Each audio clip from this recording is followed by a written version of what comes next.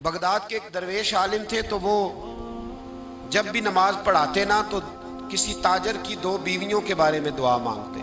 नमाज पढ़ाते तो कहते अल्लाह उस ताजर की दो बीवियों को अपनी खास रहमतें अता फरमा। एक दिन लोग उनके गिर्द इकट्ठे हो गए, कहने लगे बाबा जी बताएं तो सही वो बीवियां कौन थी जिनके लिए आप दुआ मांगते। तो फरमाने लगे मेरे शहर का एक ताजर था, बहुत बड़ा ताजर था, मालदार था पर बे औलाद था। उसे बगदाद से मुल्क के शाम जाना पड़ता था तिजारत करने, और कई कई महीने उसे शाम के मुल्क में रहना पड़ता था। उसने इस तरह किया कि वहां भी एक शादी कर ली। अब वो वहां कुछ ज्यादा वक्त गुजारने लगा, मालदार आदमी था, बीवी को मकान भी लेके दे दिया। अब वो जरा देर से आता वापिस, और जब आता भी तो उसके वो वाले अंदाज ना होते जो पहले हुआ करते थे। अब बीवी से बड़ा जासूस भी कोई नहीं होता, उसको तो पहले पता चल जाता है कि माजरा क्या है, उसे बड़ी खबर होती है। वो कहने लगी अब के जब आता जाता है तो इसके हालात कुछ बदले बदले से हैं, माहौल कुछ और है। उसने एक बूढ़ा आदमी जो उसका अजीज भी था और समझदार भी था उसको तैयार किया। कहने लगी अब के जब मुल्क के शाम जाए ना तो इसका पीछा करना और खबर करना कि कहाँ रहता है, कहाँ जाता है, क्या करता है। वो बूढ़े बुजुर्ग जो थे वो खातून के कहने पर कुछ उसने किराया भी दिया।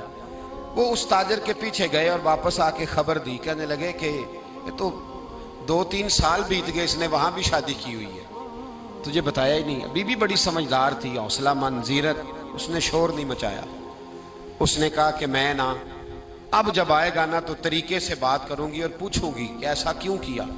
और ये भी उसने आके बताया कि अगर तेरे साथ निकाह के बाद उसे औलाद नहीं मिली तो औलाद वहां भी कोई नहीं, ये मुकम्मल तफसीलात। अब जब इस दफा खामंद आया तो आते ही वो बीमार हो गया, कमजोर होने लगा। अब खातून ने मुनासिब नहीं समझा कि आते ही धड़ाम से मैं उसके सर पर ये फोड़ दूं कि तूने निकाह किया हुआ है और मुझे बताया नहीं। वो जरा तसल्ली में रही, कुछ वो बीमार था, हौसला रखा, खिदमत करती रही। कुछ दिन गुजरे तो वो ताजर इंतकाल कर गया, फौत हो गया। अब राज खुल न सका, इद्दत गुजारी, और जब सारा माल जमा किया ना तो अशरफियों की बोरियां भर गई।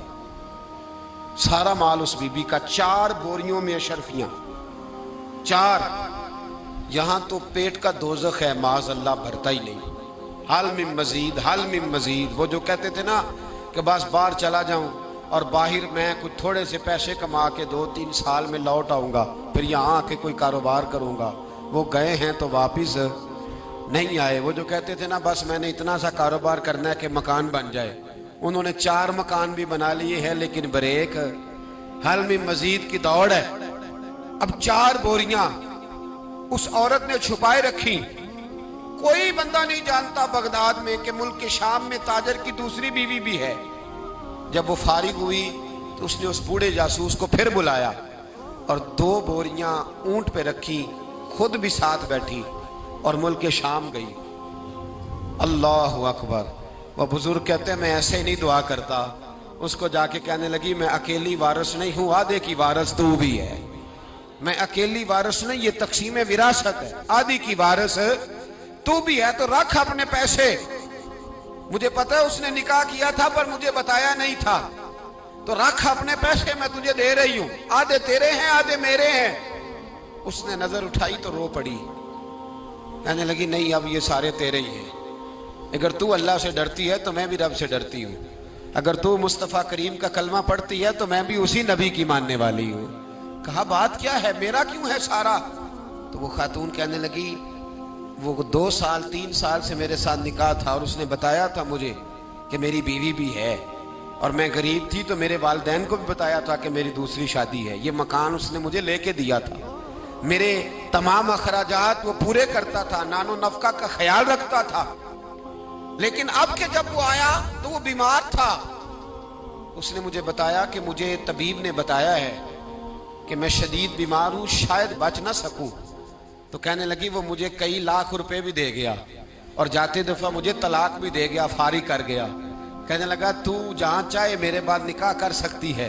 और कहने लगा मैं चाहता था पहली बीवी को बता दूं, मौका नहीं बना और उसका दिल ना टूटे, बता नहीं पाया, लिहाजा वो मुझे ढेर सारे पैसे दे चुका है, सारा मेरा हिस्सा मुझे पहले से दे चुका है। मेरी बहन अब ये 4 बोरियों में से 2 मेरी नहीं बल्कि 4 की 4 ही तेरी है, तू ही इसकी हकदार है। तो बुजुर्ग कहते हैं मुझे बताओ, जिनके अंदर इस किस्म के तकवे की झलक हो उनके लिए हर नमाज के बाद दुआ मांगनी चाहिए कि नहीं मांगनी चाहिए?